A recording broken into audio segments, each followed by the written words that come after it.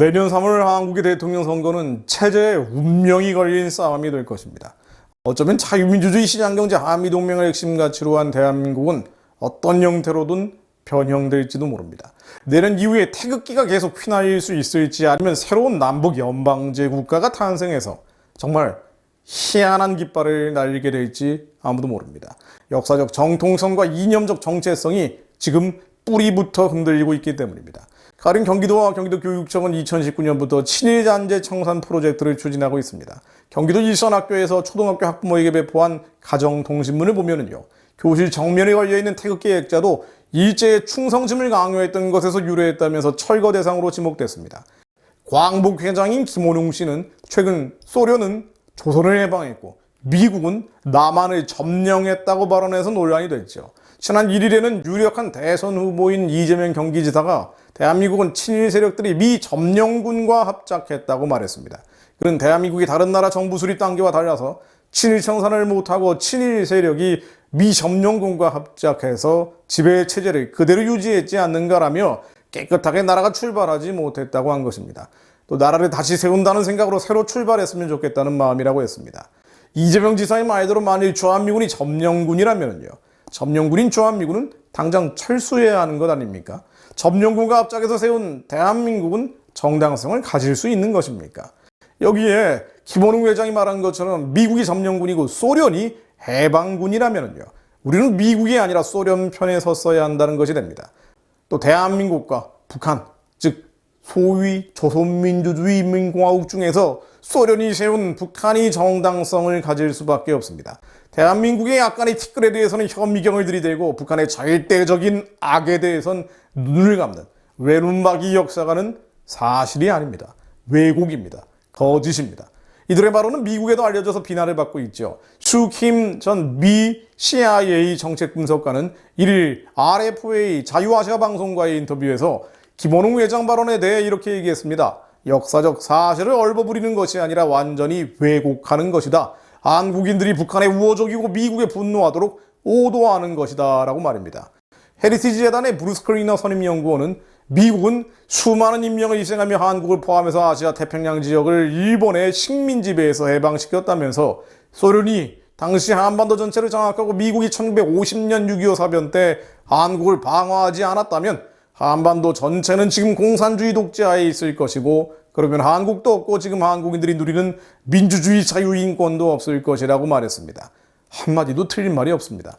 유승민 전 의원은 2일 자신의 SNS에서 독립운동을 한 이승만 대통령이 친일 세력이 되고 우리 국군과 함께 피를 흘려서 대한민국을 지킨 미국이 점령군이라면 그동안 대한민국은 미국과 일본의 지배를 당해온 나라였다는 말이냐면서 오늘의 대한민국이 있게 한 우리 선조들의 피와 땀은 어디로 갔느냐라고 반문했습니다. 하태경 국민의힘 의원도 같은 날 대한민국 정통성을 부정한 이재명 경기지사는 대통령 후보 자격이 없다면서 이재명 지사님, 대한민국은 미군정과 친일파가 세운 나라가 아닙니다. 독립운동가들과 민초들이 세우고 지킨 나라입니다 라면서 한민당의 우신인 민주당이야말로 친일파의 후예들입니다 라고 했습니다.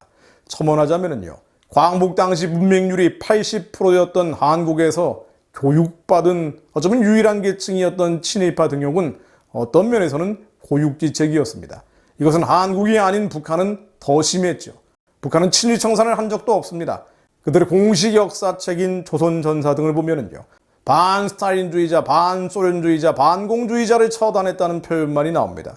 친일파에서 처단한 게 아니라 공산주의를 반대해서 처단했다는 것입니다. 오히려 철저한 항일투사였던 이승만이 세운 대한민국의 주도 세력은 하나같이 독립투사들이었죠. 반면에 중국 공산당에 이어서 소련 공산당 장교 출신인 젊은 김일성이 세운 소위 조선민주주의 인민공화국은 공산주의만 지지하면 친일이든 반일이든 상관없이 참여시켰습니다. 국내 세력이 없었으니까 더욱더 그랬죠. 이러다 보니 놀랍게도 대한민국의 초대 내각 강요는 모두 독립투사들이었는데 인민공화국, 즉 북한의 초대 내각 강요들은 대부분이 친일파였습니다. 이승만 기념관에도 게재되어 있는 대한민국 초대 내각과 인민공화국 초대 내각 강요들의 이름을 소개해드리면 이렇습니다. 이승만 대통령 상해임정의 초대 대통령 출신이죠. 이시영 부통령 상해 임시정부의 재무총장 출신입니다. 신익희 국회의장 임시정부의 내무총장 출신입니다. 김병로 대법원장 항해 변호사 출신이죠. 이범석 국무총리 겸 국방장관 광복군 참모장 출신입니다. 장택상 외무장관 일제시대 청구구락부 사건으로 투옥됐던 인물입니다.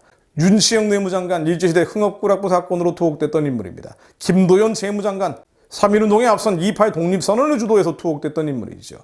이인법무 장관 항일 변호사 출신이고요. 안호상 문교장관 항일 교육자 출신입니다. 조봉암 농림장관 공산주의자였지만 독립운동가였죠. 이명신 상공장관 독립운동가였습니다. 전진환 사회장관 역시 국내 항일운동가였습니다. 민희식 교통장관 재미 항일운동가 출신이고요. 윤석구 최신장관 국내 항일운동가 출신입니다. 이청천 무임소장관 광복군 총사령관 출신입니다. 이은영 무임소장관 북한에서 항일 기독교 목사로 일했고요. 조만식 선생의 제자였습니다. 김동원 국회부의장, 김학수 국회부의장 모두 수양동우회 사건 등으로 투옥됐던 독립운동가 출신입니다. 반면에 북한의 김일성 내각은 완전히 친일 내각이었죠. 당시 노동당 서열 2위인 김일성의 동생 김영주는 이 북한의 부주석인데요. 일제시대 헌병 보조원 출신입니다. 정말 악질 출신이죠. 장원근 북한 임시인민위원회 사법부장 당서열 10위였는데요. 일제 중추원 참의 출신입니다. 강양우 북한 인민위원회 상임위원장 당서열 11위였고요. 일제시대 도의원 출신입니다.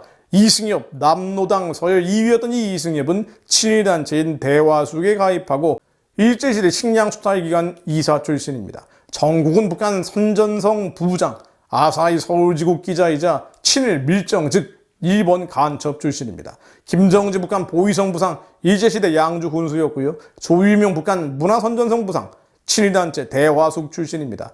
홍명희 북한 부수상 일제시대 임전대책협의회 가입해서 활동했던 인물이죠. 이활 북한 인민군 초대공군사령관, 허민국 북한 인민국 부사단장, 강치우 북한 인민군 기술부사단장 모두 일제 일본군 나고야 항공학교 출신입니다. 김달삼 4.3 사건 주동자인데요. 일제시대 소위 출신이고요. 박파양 북한 노동신문 창간발기인은 친일기관지인 만선일보 편집부장 출신입니다. 한낙규 북한 김일성대 교수는 일제시대 검찰총장 출신이고요. 정준택 북한 행정식국 산업국장 일제시대 광산 지배인 출신입니다. 한희진 북한 임시인민위원회 교통국장 일제시대 함흥철도국장 출신입니다. 남노당 당수였던 박헌영의 측근이자 북한의 정치인 출신인 박갑동 씨는 이렇게 회고합니다. 김일성 패는 국내에서의 시민생활의 경험이 없고 인민대중과의 혈연적 정신적 연결이 없다. 그들은 조국을 모르고 일찍이 만주 땅으로 넘어갔거나 또는 그곳에서 출세한 자들이다.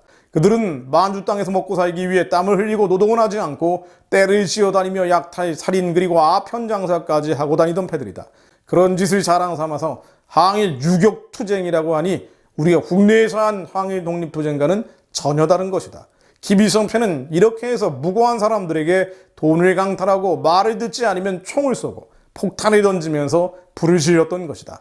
아무리 독립이 좋다 해도 이렇게 강도질하는 데까지 독립의 이름을 붙여서야 그 독립이 무슨 독립이 되겠는가? 이런 자들이 북한의 정권을 쥔 데서 해방 후 우리나라의 불행이 시작된 것이다. 나는 이런 김일성 패의 정체를 잘 모르고 그들이 정말로 만주에서 독립운동을 한 애국자이며 양심적인 사람들인 줄 알았다.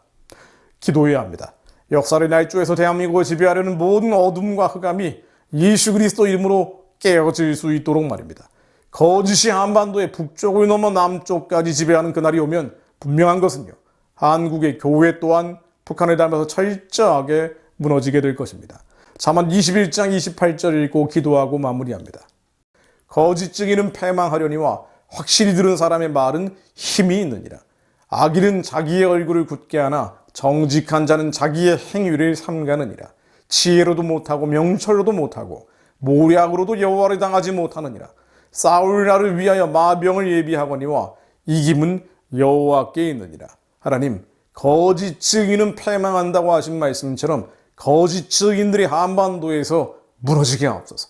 확실히 들은 사람, 주님의 말씀을 확실히 들은 사람의 말은 힘이 있다 하신 것처럼 하나님을 두려워하는 자, 하나님을 경외하는 자들이 승리하는 대한민국 대통령 선거가 되게 하옵소서. 하나님을 두려워하는 자, 하나님을 경외하는 자가 대한민국의 대통령으로 세워지게 하시고 마지막 부흥을 위한 지도자를 하나님께서 세워주옵소서.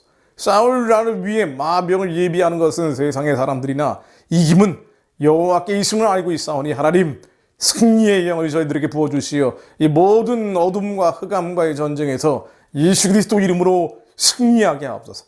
그것을 위에 미혹에서 깨어난 그리스도인들이 예수 그리스도 이름으로 분별하며 기도하게 하옵소서. 예수 그리스도 이름으로 기도드립니다. 아멘.